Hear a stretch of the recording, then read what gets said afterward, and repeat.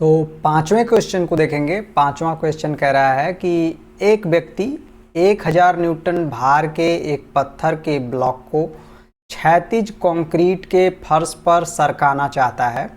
अर्थात जो पिंड है, हमारा जो पत्थर है, उसका भार कितना है, वो 1000 न्यूटन है।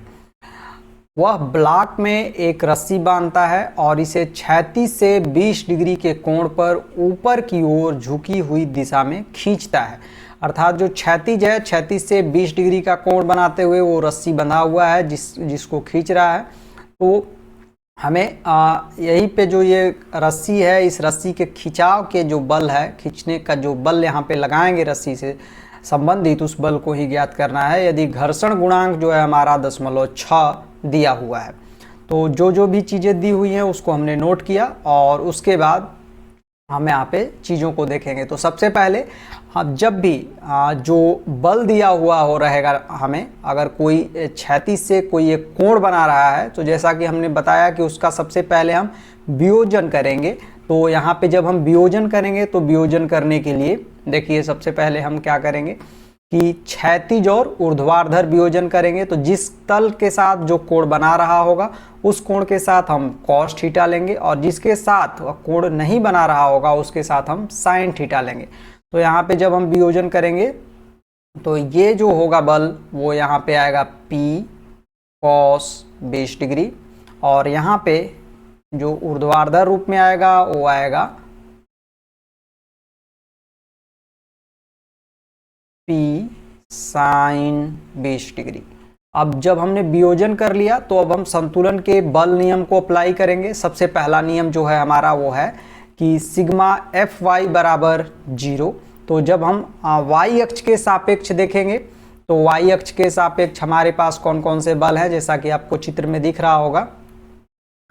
y अक्ष के सापेक्ष ये जो है r अभिलंब प्रतिक्रिया और P sin 20 डिग्री बराबर होगा पिंड का जो भार है वो है 1000 न्यूटन के। तो इसको हमने यहाँ पे नोट किया है कि r प्रतिक्रिया और P साइन थीटा जो है वो बराबर होगा पिंड के भार के। अब जब हम इसको हल करेंगे तो हमको r बराबर कुछ इतना मान मिलेगा। इसको हम समीकरण नंबर 1 कर देंगे। अब इसके बाद जब हम दूसरा कंडीशन जो है वो सिग्मा Fx बराबर 0 को जब हम अप्लाई करेंगे तो वहाँ पे हम x अक्ष अर्थात जो क्षैतिज रूप में जो भी बल लग रहे होंगे उनको देखेंगे। तो यहाँ पे जो क्षैतिज बल है, चूंकि यहाँ पे पिंड को खींच रहा है ये बल, तो गति की दिशा जो है वो ये हो गई। गति के दिशा के विपरीत दिशा में हमेशा जो घर्षण बल है वो कार्य करेगा। तो घर्षण बल F यहाँ पे कार्य कर रहा है।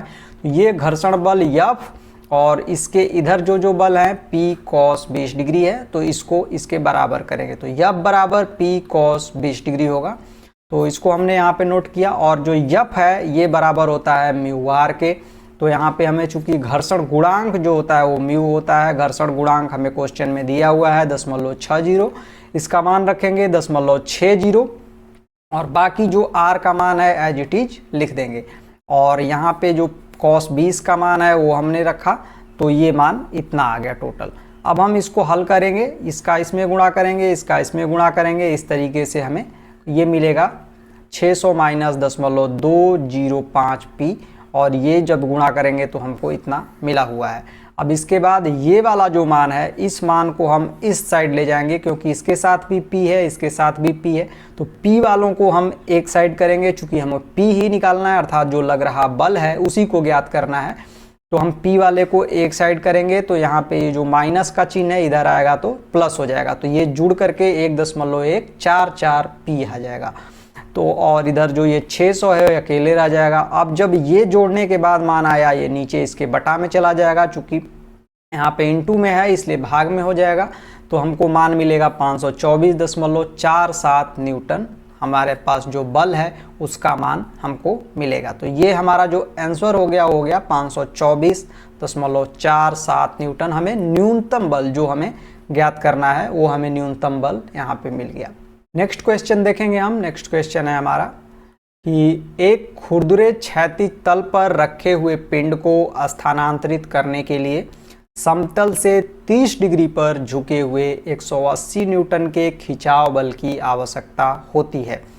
तो ये हमारा क्षैतिज तल हो गया सबसे पहले। और इस क्षैतिज तल पर एक पिंड है हमारा ये रखा हुआ, इसको स्थानांतरित करने के लिए 30 डिग्री पर झुके हुए 180 न्यूटन के। तो यहाँ ये क्षैतिज से 30 डिग्री पर झुका हुआ एक 180 न्यूटन का खिंचाव बल है। तो ये खिंचाव बल है, चूंकि ये तो इधर की तरफ वस्तु को खींचेगा। जब ये इधर की तरफ खींचेगा तो गति की जो दिशा होगी वो भी जिधर खींचते हुए जाएंगे हम लेकर के उधर ही गति की दिशा हो जाएगी। तो गति की दिशा इसी तरफ हो गई।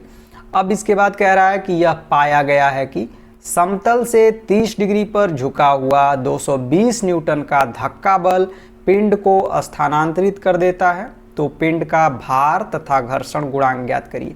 इस क्वेश्चन में दो स्थितियां बन रही हैं और इन दोनों स्थितियों को हम अलग अलग देखेंगे। सबसे पहले देखिए, यहाँ पे जो यहाँ से लेकर के यहाँ तक है एक ये स्थिति है, उसके बाद यहाँ से लेकर के यहाँ तक की जो है वो दूसरी स्थिति बन रही है। तो इन दोनों स्थितियों को हम अलग अलग देखेंगे। सबसे पहले हम ये वाली जो इतनी स्थिति है इस स्थिति को समझते हैं। तो क्षैतिज तल पर हमने पिंड रखा और ये 30 डिग्री के कोण पर एक खिंचाव बल लग रहा है, तो इसको हमने यहाँ पे कर दिया। अब जो जो चीज़ें दी हुई हैं उसको हमने नोट किया। अब इसको फिर हम जो संतुलन का बल नियम है उसको अप्लाई करेंगे और संतुलन के बल नियम को अप्लाई करके जो इस स्थिति में प्रतिक्रिया है और जो घर्षण बल को जब हम क्षैतिज और ऊर्ध्वाधर रूप में, अर्थात जब हम सिग्मा Fx और सिग्मा Fy को अप्लाई करते हुए जब यहाँ पे चीज़ों को देखेंगे तो एक समीकरण के रूप में हम चीज़ों को लेकर के आएंगे, उसको हम यहाँ पर देखने की कोशिश करेंगे। तो सबसे पहले हम जब संतुलन के बल नियम को अप्लाई करेंगे तो सिग्मा Fy बराबर 0 आएगा, अर्थात जब हम ऊर्ध्वाधर रूप में देखेंगे। तो यहाँ पर देखने से पहले हम सबसे पहले, जैसा कि आपको पहले भी बताते हुए आ चुके हैं कि जब भी यहाँ पे जो बल है वो एक कोण बना रहा है तो उसको हम सबसे पहले वियोजन करेंगे वहाँ। तो यहाँ पे 30 डिग्री का कोण है तो इसको हम वियोजन करेंगे। जिस तल के साथ कोण बना रहा है उस तल के साथ हम क्या करेंगे, कॉस लेंगे, और जिसके साथ कोण नहीं बना रहा है उसके साथ हम साइन लेंगे। तो यहाँ पे हम वियोजन करेंगे। तो देखिए यहाँ पे जब हम वियोजन करेंगे तो ये जो होगा ये हमारा क्या होगा, ये होगा, ये बल हमारा 180 है तो 180 कॉस 30 डिग्री। उसके बाद जब हम ऊर्ध्वाधर लेंगे तो ऊर्ध्वाधर रूप में आएगा हमारा 180 साइन 30 डिग्री। अब इसके बाद हम जब वियोजन कर लिए तो अब हम अप्लाई करेंगे जो संतुलन का बल नियम है उसको। तो संतुलन के बल नियम के अनुसार हम देखेंगे सबसे पहले सिग्मा Fy बराबर 0 को, अर्थात ऊर्ध्वाधर में। तो जो ये प्रतिक्रिया R है ये प्लस 180 इंटू साइन 30, ये दोनों का जोड़ बराबर होगा पिंड के भार के बराबर। तो ये हमने यहाँ पे नोट किया है R प्लस 180 इंटू साइन 30 बराबर W। चूँकि साइन 30 का मान 1/2 होता है जिसको हम 0.5 भी लिख सकते हैं। तो उसको जब हम यहाँ पे अप्लाई करेंगे तो 1/2 का जब गुणा होगा तो ये कितना हो जाएगा, ये 90 हो जाएगा। तो इसलिए ये 90 हो गया और ये प्लस वाला इधर आ गया है तो इसलिए ये माइनस W माइनस 90 हो गया। तो R का जो मान है हमें मिला वो उसको हम समीकरण नंबर 1 कर देंगे। अब इसके बाद जब हम क्षैतिज रूप से बलों को देखेंगे तो क्षैतिज रूप से बलों को देखने के दौरान देखिए यहाँ पे जो बल हैं वो अब देखेंगे कि ये घर्षण बल, गति की दिशा चूंकि ये है, गति की दिशा के विपरीत दिशा में ये घर्षण बल हो गया। और इसके विपरीत जो बल लग रहा है वो 180 कॉस 30 डिग्री है। तो इसको हम यहाँ पर लेंगे तो यह बराबर 180 कॉस 30 डिग्री होगा। तो यह बराबर 180 कॉस 30 डिग्री। कॉस 30 का मान जब हम कैलकुलेट करेंगे तो 0.866 आता है। इसको हम यहाँ पे नोट करेंगे और जब हम इसको गुणा करेंगे तो हमको इतना मान मिलेगा। और यहाँ पे चूंकि हमको जो घर्षण गुणांक है वो उसका मान अभी नहीं दिया है। R का मान हम समीकरण नंबर 1 यहाँ पे जो ये है इसको ले लेंगे और यहाँ से रखेंगे W माइनस 90। तो यहाँ तक उम्मीद है आपको चीज़ें समझ में आ गई होंगी। अब इसके बाद जो आएगा वो धक्का बल अर्थात पुश आएगा। अभी तक आपने पुल देखा अर्थात खिंचाव देखा, तो अब पुश अर्थात धक्का बल को देखेंगे। तो अब देखिए आगे क्वेश्चन में क्या कह रहा है। आगे क्वेश्चन में कह रहा है कि यह पाया गया है कि समतल से 30 डिग्री पर झुका हुआ 220 न्यूटन का धक्का बल पिंड को स्थानांतरित कर देगा। सारी चीज़ें जो है यहाँ पे वो सेम रहेंगी, बस यहाँ पे क्या चेंज आ रहा है वो ये जो हमारा खिंचाव बल है उस खिंचाव बल की जगह एक धक्का बल आएगा। और वो धक्का बल क्या करेगा कि पिंड को यहाँ से दूसरे स्थान पर स्थानांतरित कर देगा। तो अब केस नंबर 2 में उस स्थिति को देखेंगे। तो इसको यहाँ पे अगर हम लिखना चाहें तो यहाँ पे लिख सकते हैं कि हमारा केस नंबर 1 अर्थात स्थिति जो है हमारी पहली स्थिति है। अब दूसरी स्थिति के अंतर्गत हम देखेंगे तो ये हमारा जो केस नंबर 2 है, इस केस नंबर 2 के अंतर्गत जो चित्र है उसको हम, जो वहाँ पे चित्र था उससे थोड़ा सा बस अंतर यही है कि यहाँ पे जो बल है वो क्या है, वो धक्का बल है। वो धक्का बल कितना है, P बराबर 220 न्यूटन का है। तो इसको हम, जैसे कि इससे पहले एक जो क्वेश्चन आपको समझाए थे उसके अंतर्गत भी हमने बताया था कि स्थानांतरणशीलता, जो बल की स्थानांतरणशीलता का सिद्धांत है उसको हम यहाँ पे अप्लाई करेंगे और बल को एक स्थान से उठा करके हम दूसरे स्थान पर ले जा करके रखेंगे। बस दिशा और जो बल का परिमाण है वो चेंज नहीं होना चाहिए। तो यहाँ पे ये जो 220 न्यूटन का बल है, इस बल को हम यहाँ से उठाएंगे और यहाँ से इस स्थान पर ला करके अप्लाई करेंगे। तो जब हम इसको यहाँ पे लगाएंगे तो इसकी जो स्थिति होगी वो कुछ इस तरीके की होगी। मान लीजिए कि वो इस तरीके से लग रहा है 220 न्यूटन का ये बल, और ये जो, जैसा कि हमने वहाँ पे भी बताया था कि यहाँ पे शीर्षाभिमुख कोण की स्थिति बनेगी तो 30 इधर है तो यहाँ पे भी 30 डिग्री हो जाएगा। अब जब ये 30 डिग्री हो गया तो यहाँ पे ये वाला जो ये तल है, इस तल के साथ ये 30 डिग्री का कोण बना रहा है। तो इस बल को 220 न्यूटन के बल को वियोजित करेंगे तो एक ये क्षैतिज और एक ऊर्ध्वाधर रूप में वियोजन होगा। तो ये जो क्षैतिज रूप में है यहाँ पे क्या होगा, कॉस वाला आएगा, और ये जो है ऊर्ध्वाधर वियोजन यहाँ पे साइन आएगा, क्योंकि इसके साथ कोण नहीं लगा है, इसके साथ 30 डिग्री का कोण लगा है। तो अब यहाँ पे हम जब मान रखेंगे तो हम मान क्या रखेंगे वो देखिए। तो ये हो जाएगा 220, तो यहाँ पे 220 कॉस 30 डिग्री, ठीक है। और यहाँ पे इसको हम दूसरे कलर से ले लेते हैं, ये जो आएगा ये आएगा 220 साइन 30 डिग्री। अब हम फिर से संतुलन के जो बल नियम है उसको अप्लाई करेंगे। तो संतुलन का जो बल नियम है उसको जब हम अप्लाई करेंगे तो यहाँ पे क्या आएगा, देखिए सबसे पहले सिग्मा एफ वाई लेंगे, अर्थात जो ऊर्ध्वाधर अक्ष वाई अक्ष है उसके सापेक्ष। तो आर जो है इसका मान किसके बराबर होगा, अब जो है वो होगा डब्लू, पिंड के भार, और ये जो 220 इंटू साइन 30 है इसके सम के बराबर। ये और ये बल दोनों अब जुड़ जाएंगे, आर के बराबर हो जाएंगे। तो ये W प्लस 220 इंटू साइन 30, चूँकि अभी हमने जैसे आपको बताया कि जो साइन 30 है उसका मान क्या होता है, उसका मान होता है 1/2, तो उसको हम 0.5 भी लिख सकते हैं, अर्थात जो 220 है उसका मान जो है आधा हो जाएगा। तो ये आ गया, इसको जब हम हल करेंगे तो ये मान हमारा 1/2, तो ये हो जाएगा 110। तो R का मान हमको यहाँ पे मिल गया W प्लस 110। अब हमने y अक्ष के सापेक्ष तो वियोजन देख लिया, अब हम x अक्ष के सापेक्ष वियोजन देखेंगे। तो जब हम x अक्ष के सापेक्ष अर्थात सिग्मा fx बराबर 0 करेंगे तो यहाँ 220 कॉस 30 डिग्री बराबर होगा, चूंकि गति की दिशा इधर हो गई है, अब इधर बल धक्का बल के कारण, तो हमारा जो घर्षण बल है वो इस दिशा में कार्य करेगा।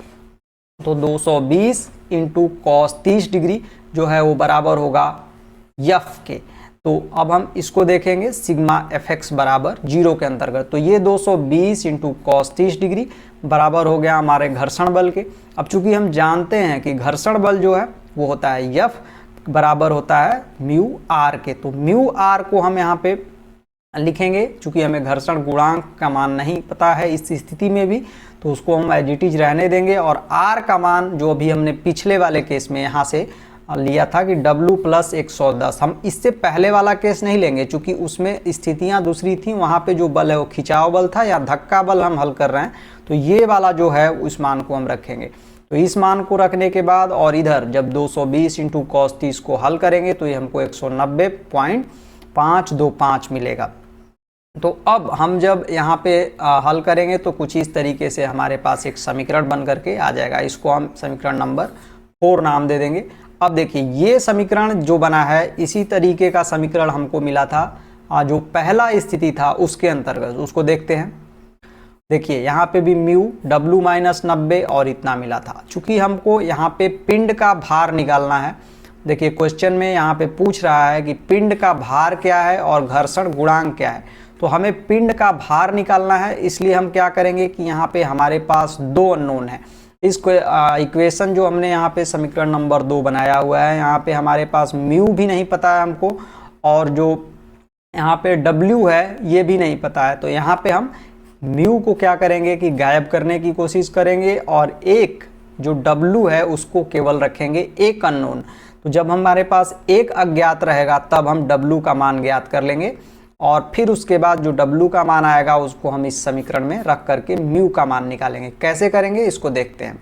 तो अब हमें समीकरण नंबर 2 से और समीकरण नंबर 4 से इन दोनों को हम उठाएंगे और इसका आपस में भाग दे देंगे। तो देखिए यहाँ पे समीकरण 2 को समीकरण 4 से भाग देने पर, तो समीकरण 2 हमारे पास क्या है कि म्यू डब्ल्यू माइनस 90 बराबर 155.88। अब इसको भाग दे देंगे हम किससे, म्यू डब्ल्यू प्लस 110 बराबर 190.525। तो जब हम भाग देंगे तो ये म्यू से म्यू जो है वो कट गया। तो ये जब म्यू गायब हो गया तो हमारे पास इतना मान मिलेगा, डब्ल्यू माइनस 90 बटा में डब्ल्यू प्लस 110 बराबर, अब इसको भी जब हम भाग देंगे तो ये मान हमको मिलेगा। यहाँ पे इसका इससे तिरछा गुणा होगा, तो जब ये गुणा होगा तो ये W minus 90 as it is रह जाएगा, और जब हम इसका इसमें गुणा करेंगे तो इतना मान आएगा। इसके बाद हम इसको फिर हल करते हुए चलेंगे। यहाँ पे देखिए ये डब्ल्यू है और इधर ये डब्ल्यू है, तो ये डब्ल्यू वालों को एक साथ करेंगे, और ये अंक में है ये भी अंक में है तो इसको इसके साथ कर देंगे। तो इसको जब एक साथ करेंगे ये माइनस चिन्ह इधर आएगा तो प्लस, तो ये प्लस पहले से है और ये भी प्लस, दोनों जुड़ करके 179.997 आएगा, इतना रिजल्ट। अब यहाँ पे चूंकि यहाँ पे 1 आगे लगा हुआ है और ये दशमलव में है, तो 1 में से घटाएंगे तो 0.182 डब्ल्यू आएगा। इस तरीके से हम डब्ल्यू को इससे जो ये वाला मान है डब्ल्यू को अकेले करेंगे और भाग दे देंगे, तो हमारे पास 988.994 आएगा। क्योंकि ये जो मान है ये सन्निकटन मान जब हम करेंगे तो यहाँ पे ये मान बिल्कुल 9 के करीब आ जाता है। चूँकि ये 9 है ही तो इसको हम 9 के रूप में लिख लेंगे, तो 989 हो गया हमारे पास। इतना न्यूटन का हमारे पास पिंड का जो भार है वो हमको मिल गया। तो ये हमारा एक आंसर हो गया। अब जो ये पिंड का भार आया, इस पिंड के भार को जैसा कि हमने आपको बताया भी था कि अब इसको हम किसी एक समीकरण में रखेंगे और म्यू का जो मान है अर्थात जो घर्षण गुणांक है उसको हम ज्ञात कर लेंगे। तो देखिए यहाँ पे समीकरण 4 में जो डब्ल्यू का मान है वो रखेंगे। तो समीकरण 4 हमारे पास क्या है, 190.525। यहाँ पे देखिए समीकरण 4 190.524। अब यहाँ पे 525 यहाँ पे म्यू का मान हम निकालने के लिए यहाँ डब्ल्यू का मान ये वाला जो है यहाँ पे रखेंगे। तो जब हम डब्ल्यू का मान रखेंगे तो देखिए यहाँ पे 989 आ जा रहा है, और इन दोनों को जब हम जोड़ेंगे तो हमारे पास कितना आएगा, 1099। अब ये 1099 इसके नीचे जाएगा, चूंकि ये यहाँ पे गुणा में है तो इसलिए इसके नीचे भाग में जाएगा। तो जब हम भाग करेंगे तो हमारे पास मान आएगा 0.173, जो कि हमारा म्यू अर्थात घर्षण गुणांक का मान होगा। तो इस तरीके से हम इस क्वेश्चन को देखेंगे। इस क्वेश्चन को हमने देखा। चूंकि ये क्वेश्चन थोड़ा सा इसका जो लेवल है वो हार्ड है, तो अगर आप इसको फिर से देखना चाहें तो एक बार हम इसको रिवाइज करेंगे फिर से। चलिए इसको फिर से हम एक बार समझते हैं जल्दी से। तो इस क्वेश्चन में हमें 2 चीज़ें दी हुई हैं। सबसे पहले हमें एक खिंचाव बल दिया हुआ है, तो यहाँ पे अगर हम अंडरलाइन भी कर लेते हैं कि खिंचाव बल है हमारे पास, फिर उसके बाद हमारे पास धक्का बल है। 2 क्वेश्चन, सबसे पहले हम क्वेश्चन को यहाँ से यहाँ तक एक पार्ट में लिए और उसके बाद यहाँ से यहाँ तक हम एक पार्ट में लिए। तो सबसे फर्स्ट पार्ट को हमने अलग हल किया और सेकेंड पार्ट को अलग हल किया। दोनों पार्ट को हम लिए, वहाँ से हमने एक एक समीकरण बनाया और उस समीकरण का हम जैसे जो पहले केस में समीकरण आया उस समीकरण को दूसरे वाले केस के समीकरण से उसके नीचे रख करके भाग दिया। उसके बाद हमें पिंड का जो भार है वो W मिल गया। तो यहाँ पे देखिए जैसे कि हमने यहाँ पे जब भाग दिया तो हमने यहाँ पे W का मान जो है वो प्राप्त किया, और इस W का मान उसी जो समीकरण 2 और समीकरण 4 थे उन समीकरण में किसी एक में रखने पर हमें जो है म्यू का मान वो मिल गया। तो इस तरीके से हम घर्षण गुणांक और पिंड का भार ज्ञात कर लिए। अब जो अगला क्वेश्चन है हमारा 9वां क्वेश्चन, ये क्वेश्चन थोड़ा सा और ज़्यादा हार्ड हो जाएगा और इसका जो लेवल है वो लेवल थोड़ा सा और अधिक है। तो इसको अगर आप थोड़ा सा ध्यान से समझेंगे तो चीज़ें थोड़ी क्लियर ज़्यादा अच्छे से होंगी। इस क्वेश्चन में कह रहा है कि दर्शाए गए चित्र के अनुसार ब्लॉक ए जिसका भार 1000 न्यूटन है, यहाँ पे चीज़ों को साथ साथ हम समझते चलेंगे कि ब्लॉक ए है हमारे पास और इसका भार 1000 न्यूटन है। तो ये जो ऊपर वाला ब्लॉक है इसका भार दिया हुआ है ब्लॉक बी जिसका भार 2000 है। ये जो नीचे बड़ा वाला ब्लॉक आपको दिख रहा है इसका भार 2000 न्यूटन के ऊपर रखा हुआ है, ये इसको ऊपर रखा हुआ है। ब्लॉक ए क्षैतिज रूप से एक धागे की सहायता से बंधा हुआ है। ये जो ब्लॉक ए है यहाँ पे धागे की सहायता से बंधा हुआ है। यदि ब्लॉक ए तथा बी के बीच घर्षण गुणांक 0.25 है, अर्थात यहाँ पे देखिए ये जो है ब्लॉक ए और जो ब्लॉक बी है इसके बीच में यहाँ पर आपको शायद नहीं दिख रहा हो, इसको हम ऊपर करते हैं थोड़ा सा। देखिए यहाँ पे घर्षण गुणांक जो लग रहा है इन ब्लॉक ए और ब्लॉक बी के बीच में, उस घर्षण गुणांक का मान हमको दिया हुआ है। वो घर्षण गुणांक है हमारा 0.25। तल और ब्लॉक बी अर्थात ये जो ब्लॉक बी है और ये तल है, इन दोनों के बीच में अर्थात यहाँ पे जो घर्षण गुणांक लग रहा है वो घर्षण गुणांक 1/3 दिया हुआ है। तो इसको हम यहाँ पे दूसरा घर्षण गुणांक हमारे पास 1/3 है, इसको हमने फिर आगे नोट भी किया है। तो ब्लॉक बी को हटाने के लिए कितने बल की आवश्यकता होगी? हमारा क्वेश्चन है कि अगर हम यहाँ पे ये जो ब्लॉक बी है नीचे वाला, इसको अगर हम हटाना चाहें यहाँ से तो हमें कितना बल लगाना होगा, इस क्वेश्चन में ये देखना है हमें। तो ये बहुत ही इंटरेस्टिंग क्वेश्चन है। इसके अंतर्गत जो कंडीशन है सबसे पहला कि बल P, ये जो बल P है ये क्षैतिज रूप से कार्य कर रहा है, तब हम हटाएंगे तो कितना बल चाहिए। और दूसरा है कि बल P क्षैतिज तल से 30 के कोण पर कार्यरत है, अर्थात ये यहाँ से कुछ इस तरीके से कोण बना करके जब लगेगा तब कितने बल की आवश्यकता होगी। इन दोनों कंडीशन को हम देखेंगे। सबसे पहले हम देखते हैं कि जब बल P है वो क्षैतिज रूप से कार्य कर रहा है तब कितना बल लगेगा। तो इस क्वेश्चन को हम तोड़ेंगे पार्ट वाइज और चीज़ों को समझेंगे। सबसे पहले जो ये चित्र दिया हुआ है इस चित्र का हम फ्री बॉडी डायग्राम बनाएंगे, अर्थात मुक्त पिंड आरेख बनाएंगे और उस मुक्त पिंड आरेख की सहायता से हम जो भी अभिलंब प्रतिक्रिया लगेगी, कौन कौन से बल लगेंगे, उन सबको हम देखेंगे और उसके बाद चीज़ों को हम एक के बाद एक बिल्कुल डिटेल में आपको समझाएंगे और ये प्रश्न बिल्कुल ही आसान हो जाएगा। तो चलिए यहाँ पे हम समझते हैं। सबसे पहले हम यहाँ पे जो जो चीज़ दिया है, जो जो हमने आपको क्वेश्चन में बताया, उन चीज़ों को हमने यहाँ पे नोट किया हुआ है। तो ये वो दिया हुआ पार्ट हो गया। उसके बाद अब हम देखिए ये वाला जो चित्र है इसका हम फ्री बॉडी डायग्राम जब बनाएंगे तो क्या आएगा। अब देखिए यहाँ पे सबसे पहले जो ऊपर वाला ब्लॉक था उसको हमने यहाँ पे रेड कलर से दिखाया है, ये ब्लॉक ए और यहाँ पे ब्लॉक बी हो गया। क्योंकि जैसे कि क्वेश्चन में दिया हुआ था कि जो ब्लॉक ए है, जो ऊपर वाला ब्लॉक है, वो यहाँ पे बंधा हुआ है एक तनन बल के द्वारा। तो ये यहाँ पे देखिए तनन बल जो है उसको मान लेते हैं हम कि T है, माना कि वो तनन बल T है और उस तनन बल T से ये ब्लॉक इधर की तरफ बंधा हुआ है।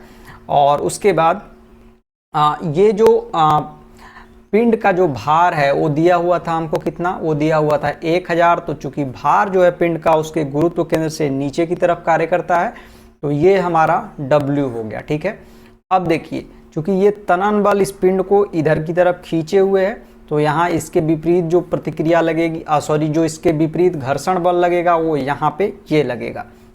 अब देखिए इसके बाद जब ये पिंड है वो नीचे की तरफ इसका जो भार है वो नीचे की तरफ 1000 न्यूटन का लटक रहा है, तो इस भार के बराबर और विपरीत प्रतिक्रिया होगी। तो वो प्रतिक्रिया कितनी है, वो R ऊपर की तरफ लगेगा। क्योंकि इसमें दो केस हैं, ब्लॉक ए और ब्लॉक बी, इसलिए हमने यहाँ पे क्या किया है कि R1 से डिनोट किया है जो ऊपर की तरफ प्रतिक्रिया लग रही है उसको। तो यहाँ पे यहाँ से जो बल लग रहा है ऊपर की तरफ वो हो गया हमारा R और ये W हो गया। ठीक है, तो ये पहला ब्लॉक जो है उसको हमने यहाँ पे देखा। अब जो दूसरा ब्लॉक है, जो चित्र में जो दूसरा ब्लॉक था जो ब्लॉक बी है, इसको हम देखेंगे। तो ये ब्लॉक बी तल पर रखा हुआ है और यहाँ पे इसको खींचने के लिए ये बल P लग रहा है। तो इसको जब हम फ्री बॉडी डायग्राम बनाएंगे इसका, तो ये देखिए तल पर रखा हुआ हो गया और ये B और इधर ये बल लगा है। तो जब पिंड इधर की तरफ खींचा जा रहा है, अर्थात जो गति की दिशा है वो गति की दिशा इधर है, तो घर्षण बल इस तल के सापेक्ष यहाँ पे कार्य करेगा। ठीक है, अब जब हम पिंड को इधर की तरफ खींचेंगे तो ये जो ब्लॉक है उसको तनन बल तो इधर खींच रहा है, तो जब ये ब्लॉक स्थिर है ये तो आगे बढ़ेगा नहीं, तो जब हम इस ब्लॉक को इधर खींचेंगे तो इसके विपरीत यहाँ पे तो घर्षण बल कार्य करेगा ही तल और इस ब्लॉक के सापेक्ष, उसके साथ साथ इस ब्लॉक के और इस ब्लॉक, इन दोनों ब्लॉक के बीच में यहाँ पे एक और घर्षण बल कार्य करेगा जो कि इन दोनों तलों के, इन दोनों ब्लॉकों के बीच में होगा। यहाँ पे हमने क्या कहा शायद आपको जल्दी में समझ में नहीं आया होगा, फिर से देखिए कि जो यहाँ पे ये तल पर ब्लॉक बी रखा हुआ है, ये ब्लॉक बी और इस तल, इन दोनों के बीच घर्षण बल यहाँ पे कार्य करेगा। क्यों? क्योंकि हम पिंड को इधर की तरफ खींच रहे हैं बल P से, तो जब हम इधर की तरफ खींच रहे हैं, गति की दिशा हमारी इधर है, तो इसके विपरीत दिशा में घर्षण बल यहाँ पे कार्य करेगा। ठीक है, ये हमारा घर्षण बल हो गया।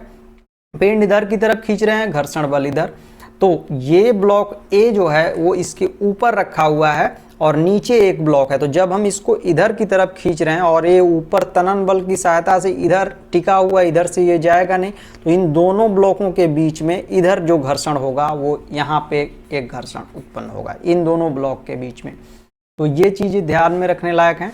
अब इसी के इन जो घर्षण बल हैं इन्हीं को देखते हुए हम अब चीज़ों को यहाँ पे हल करेंगे। संतुलन का जो नियम है उसको, संतुलन के बल नियम को यहाँ पे अप्लाई करेंगे और एक के बाद एक चीज़ों को देखेंगे। तो सबसे पहले ब्लॉक ए को देखेंगे जब, तो देखिए यहाँ पे जब ब्लॉक ए को देखेंगे, संतुलन का बल नियम अप्लाई करेंगे, सिग्मा Fy बराबर 0, तो यहाँ पे ऊर्ध्वाधर रूप में जब हम देखेंगे तो R1 जो है वो किसके बराबर होगा? पिंड के भार के बराबर। तो यहाँ पे R1 W के बराबर हो गया जो कि 1000 न्यूटन है। ठीक, और जो दूसरा केस है हमारा कि जब हम इसको क्षैतिज अर्थात Fx बराबर 0 के रूप में जब देखेंगे तो यहाँ पे जो ये बल तनन बल है वो तनन बल किसके बराबर होगा? वो ब्लॉक ए के सापेक्ष हम देख रहे हैं, तो वो होगा बल F1 के बराबर, तो घर्षण बल F1 के बराबर। तो यहाँ पे जो ये T है बराबर होगा F1 के। अब देखिए ये जब आपस में बराबर होंगे, चूंकि हम जानते हैं कि जो बल F है वो किसके बराबर होता है? म्यू R के बराबर होता है। तो यहाँ पे R क्या है? यहाँ पे R1 लिए हैं, चूंकि दो ब्लॉक है इसलिए, तो ये R1 के बराबर होगा, म्यू R1 के बराबर, सॉरी। तो ये T बराबर F1 और ये हो गया म्यू R1 के बराबर। अब इसका मान रखेंगे, म्यू का मान हमको चूंकि दिया हुआ है क्वेश्चन में, चूंकि दिया हुआ है कि ब्लॉक ए और ब्लॉक बी के बीच घर्षण गुणांक, यहाँ वाला जो घर्षण गुणांक है वो कितना है? 0.25, तो यहाँ पे 0.25 लेंगे और R1 का मान हम यहाँ पे निकाल चुके हैं। तो इस तरीके से हमको सिग्मा Fx का मान अर्थात जो ब्लॉक ए के केस में है वो तनन बल कह सकते हैं कि कितना लग रहा है, वो हमको प्राप्त हो गया 250 न्यूटन। अब देखिए जब हम ब्लॉक ए को देख लिए तो अब हम ब्लॉक बी को देखेंगे। ब्लॉक बी के अंतर्गत जो जो चीज़ें हैं उसको हम देखेंगे। तो इसके लिए अब हम देखिए फिर से वही संतुलन का जो बल नियम है वही अप्लाई करेंगे और इसके लिए हम जो ये वाला फ्री बॉडी डायग्राम जो यहाँ पे समझाए हैं इसको फिर से हम वहीं पर देखेंगे। तो देखिए यहाँ पे थोड़ी सी चीज़ें अब जब हम ब्लॉक बी के सापेक्ष में देखेंगे तो थोड़ी सी चीज़ें बदल जाएंगी। वो कैसे बदल रही हैं वो देखिए। तो यहाँ पे जो ऊपर वाला पिंड के जो ब्लॉक बी है इसके ऊपर जो ब्लॉक ए रखा हुआ है इसका भार और जो ब्लॉक बी है इन दोनों का भार इकट्ठे रूप से जो है वो नीचे की तरफ, गुरुत्व केंद्र से नीचे की तरफ आएगा। तो जो पिंड ए है इसका भार और इसका भार नीचे की तरफ आएगा, तो हमारे पास जो कुल भार होगा वो नीचे की तरफ आ रहा, वो कितना हो जाएगा? वो हो जाएगा टोटल 2000 पिंड बी का भार और W1 जो है वो पिंड 1 जो है ब्लॉक 1 है उसका भार। तो टोटल भार हमारे पास नीचे जो है वो कितना आएगा? वो आएगा 3000 न्यूटन। तो ये बहुत ही इम्पोर्टेंट है यहाँ पे। अब इसके बाद जब यहाँ पे जो भार है वो नीचे आएगा वो 3000 हो गया, तो इस भार के बराबर और विपरीत प्रतिक्रिया जो होगी वो R2 प्रतिक्रिया ऊपर की तरफ लगेगी। तो ये R2 प्रतिक्रिया 3000 के बराबर हो गई। अब संतुलन का बल नियम हम यहाँ पर अप्लाई करेंगे। तो ये देखिए R2 बराबर होगा, ये नीचे लटक रहा भार जो है वो कितना, टोटल भार जिसको हम W1 प्लस WR2 कह रहे हैं, तो ये हम यहाँ पर ले लेंगे। इसको अगर हम यहाँ पे लिखना चाहें तो ये बराबर है W1 प्लस W2 के। तो इस तरीके से हमको R2 का जो मान है वो 3000 मिल गया। ठीक, अब देखिए ये हमारा जो सिग्मा Fy बराबर 0 है उसको हमने जब यहाँ पे अप्लाई किया तब, अब जब हम क्षैतिज अक्ष के सापेक्ष जब यहाँ पे बल नियम को लगाएंगे तो होता है सिग्मा Fx बराबर 0। तो सिग्मा Fx बराबर 0 को जब हम देखेंगे तो यहाँ पे जो चीज़ें हैं वो थोड़ी सी यहाँ पे देखने लायक है, चूँकि हम यहाँ से बल लगा के इस ब्लॉक को खींच रहे हैं तो ब्लॉक ए और ब्लॉक बी इन दोनों के बीच घर्षण बल एक इधर की तरफ, गति की दिशा हमारी ये है, तो जो गति की दिशा इधर खींच रहे हैं तो ये हो गई, तो घर्षण बल इधर की तरफ कार्य करेगा। यहाँ पे चूंकि ये ब्लॉक और ये ब्लॉक इन दोनों ब्लॉकों के बीच में एक घर्षण बल F1 और ये ब्लॉक और इस तल के बीच घर्षण F2 कार्य करेगा। तो एक घर्षण बल F1 और एक घर्षण बल F2 इन दोनों का जोड़ किसके बराबर होगा, वो P के बराबर होगा। तो उसी को हमने यहाँ पे लिखा है F1 प्लस F2 बराबर P। अब इसका जो मान है वो मान हम रखेंगे, चूंकि जो F अर्थात जो घर्षण बल है वो म्यू आर के बराबर होता है। तो इसको हम बिल्कुल क्रम से एक के बाद एक, F1 के केस में यहाँ पे जो बल लग रहा है ये वाला F1 वो μ1 R1 के बराबर होगा, μ2 R2 के बराबर F2 होगा और P एज इट इज होगा, चूँकि P हमें निकालना है। तो यहाँ पे पहले केस में ब्लॉक ए और ब्लॉक बी के बीच में जो घर्षण बल है वो 0.25 वो हमने यहाँ पे लिखा, और जो R1 हमने कैलकुलेट किया था पिछले केस में, देखिए पिछले केस में हमने R1 कैलकुलेट किया था 1000 न्यूटन, तो 1000 न्यूटन को यहाँ पे लेंगे, तो ये हमारा 1000 न्यूटन हो गया। अब इसके बाद प्लस, और μ2 के लिए हम क्या करेंगे कि जो ब्लॉक बी है, ब्लॉक बी और तल इन दोनों के बीच में जो घर्षण बल कार्य कर रहा है यहाँ पे वो 1/3 दिया हुआ था, उस 1/3 को हम यहाँ पे अप्लाई करेंगे। और दूसरे केस में हमने यहाँ पे जो R2 का मान ये निकाला था कि 3000 न्यूटन ये आया था, उस 3000 न्यूटन को यहाँ पे रख देंगे, ये हमारा R2 हो गया। तो R2 का मान जब हम रखेंगे, अब इसको हल करेंगे, ये 3 से कट जाएगा तो ये हो जाएगा हमारा 1000, और ये हमारा 25 पर 3 जीरो और 2 अंक के बाद दशमलव तो ये 250, तो ये हमारा 1250 न्यूटन बल आ गया। तो पहले केस में जब बल क्षैतिज रूप में कार्य कर रहा है, जो कि यदि बल P क्षैतिज रूप से कार्य कर रहा है तो इस ब्लॉक B को खींचने के लिए जो बल चाहिए वो कितना चाहिए, वो चाहिए 1250। तो यहाँ पे अगर हम नोट करना चाहें तो इसमें 1250 न्यूटन का बल जो है वो हमको लगेगा। ये हमारा आंसर हो गया फर्स्ट केस का।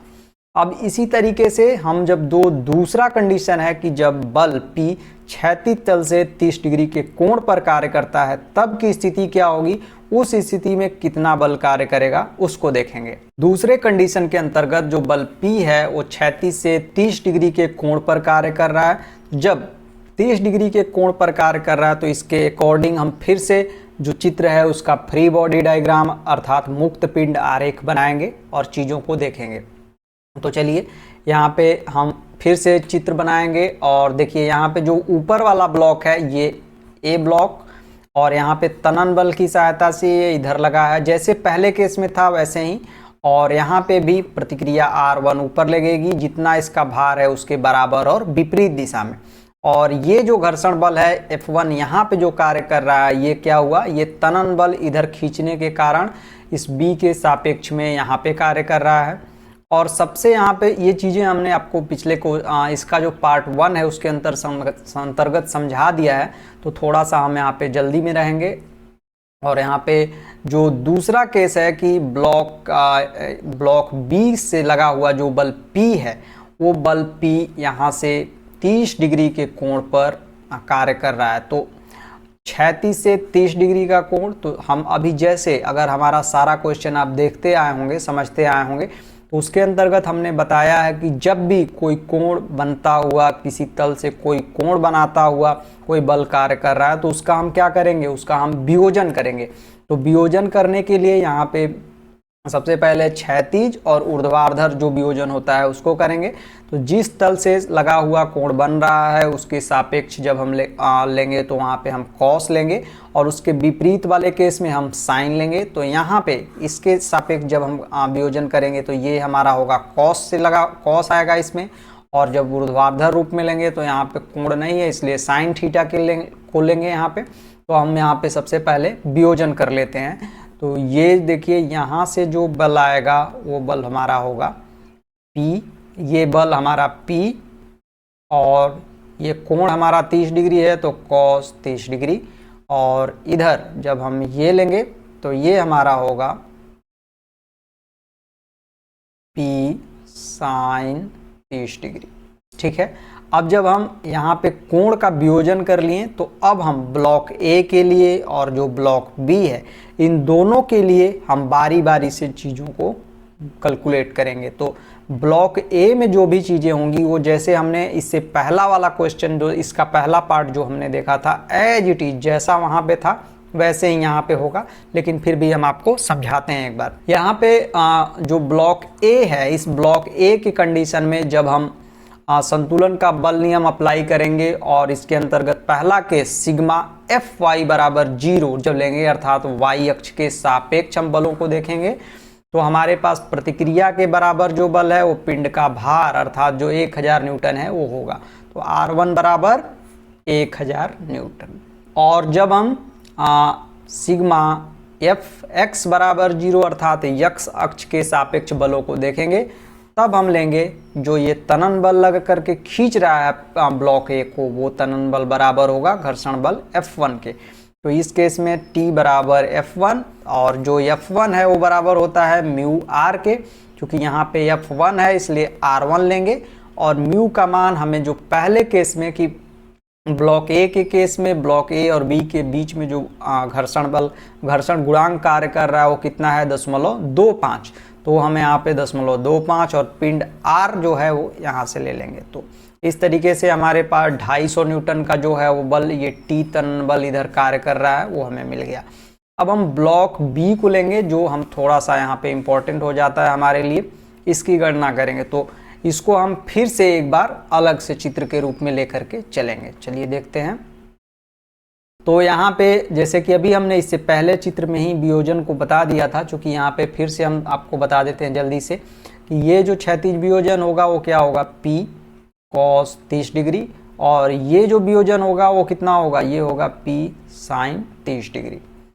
अब हम जब चीज़ों को देखेंगे तो सबसे पहले हम देखेंगे कि सिग्मा एफ वाई बराबर जो 0 होता है अर्थात वाई एक्स के सापेक्ष जो बल है उनको देखेंगे। तो जो दोनों पिंड है इन पिंड का संयुक्त रूप से जो भार है वो नीचे की तरफ आ रहा होगा, जो कि होगा W1 का भार और जो W2 का भार है वो दोनों भार हमारा कितना आ गया 3000। तो ये 3000 न्यूटन का जो भार है ये बराबर होगा इसके बराबर और विपरीत प्रतिक्रिया के जो कि R2 है। तो R2 बराबर होगा 3000 के। लेकिन यहाँ पे जब हम इस बल P का जो वियोजन किए हैं तो ये बल और ये बल दो भागों में बटा, तो ये P sin 30 डिग्री जो है और ये R2 ये दोनों आपस में जुड़ जाएंगे और ये बराबर होगा 3000 के। ठीक है, तो इन दोनों बलों का जोड़ 3000 के बराबर होगा। चूँकि हमको R2 जो है अर्थात जो प्रतिक्रिया है इस केस में उसकी आगे ज़रूरत पड़ेगी, इसलिए हम इसको अकेले कर लेंगे। तो हमारे पास कुछ इस तरीके से ये मान मिलेगा। अब हम जब अगला केस इसका अप्लाई करते हैं बल नियम का जो है कि सिग्मा एफ एक्स बराबर 0, तो जब हम सिग्मा एफ एक्स बराबर 0 को अप्लाई करेंगे तब इस केस में क्या होगा कि हम बलों को यक्स अक्ष के सापेक्ष देखेंगे। तो यक्स अक्ष के सापेक्ष देखेंगे तो यहाँ पे हमारे पास घर्षण बल F1, घर्षण बल F2। F1 जो है वो ब्लॉक ए और ब्लॉक बी के बीच में कार्य करने वाला घर्षण, और चूंकि हम ब्लॉक बी को खींच रहे हैं इधर की तरफ इस बल से, तो ब्लॉक बी और तल के साथ बीच में जो घर्षण बल कार्य करेगा उसको हम लेंगे F2। तो इन दोनों घर्षण बलों का जोड़ F1 और F2 का जोड़ जो है वो बराबर होगा P cos 30 डिग्री के। तो क्षैतिज रूप में यही बल हैं 3, तो ये दोनों बल और इस बल के योग के बराबर हो गया। तो अब हम यहाँ पे F1 F2 को यहाँ पे लिख सकते हैं, F1 को μ1 R1 और इसको लिख सकते हैं μ2 R2। अब बिल्कुल जो है मान उसको हम रखेंगे μ1 का मान चूंकि हमको जैसे पता है कि ब्लॉक ए और ब्लॉक बी, इन दोनों ब्लॉकों के बीच में जो घर्षण गुणांक दिया हुआ है वो 0.25 क्वेश्चन में दिया हुआ है वो, और R1 का मान हमने अभी कैलकुलेट किया था 1000 हमें आया, यहाँ पे प्राप्त हुआ था ये 1000 वहाँ पे पुट करेंगे। उसी तरीके से μ2 का मान जो है, अर्थात जो पिंड है और जो तल है उसके बीच में जो घर्षण गुणांक है वो 1/3 दिया हुआ है क्वेश्चन में, तो 1/3, और R2 का मान हम यहाँ से ला करके रखेंगे। अब चीज़ों को हम हल करेंगे, तो हम जब हल करेंगे तो यहाँ पे ये 250 हो गया, ये 3000 इससे कट गया 3 से, तो ये हमारा 1000 आएगा। और जब हम इसका गुणा करेंगे इसमें तो 1/3 का हम यहाँ पे जब भाग दे देंगे इससे, तो ये हमको मान ये मिलेगा, इस मान और ये मान। अब हम यहाँ पे जो P वाला मान है उसको एक साइड करेंगे, तो ये जो दोनों मान है ये दोनों मान जुड़ गए, तो ये 1250 हो गया। और जब इस मान को हम इस साइड ले आएंगे तो जोड़ने के बाद ये माइनस चिन्ह प्लस हो जाएगा इधर आने पे, तो ये चीज़ें जुड़ जाएंगी। ये चीज़ों को जोड़ने के बाद हमको 1.032 P मिला, तो P को हम अकेले करेंगे, ये इसके बटा में चला जाएगा क्योंकि गुणा में है, तो हमको भाग देने पर मान मिलेगा 1211.24 न्यूटन। ये हमारा इस केस में आंसर हो गया। तो दूसरे केस में 211.24 आ गया, तो इसको अगर हम यहाँ पे क्वेश्चन में लिखेंगे तो ये आएगा 1211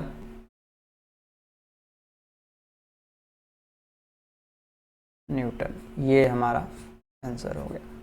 तो ये कुछ प्रश्न थे जो क्षैतिज रूप में जब बल कार्य कर रहा है तो उस स्थिति में हमने बहुत भिन्न भिन्न प्रकार के प्रश्नों को आपको बताया। अगर आप बेसिक से लेकर के जो थोड़ा हार्ड लेवल तक का प्रश्न है उसको भी हमने आपको बताने की कोशिश करी है।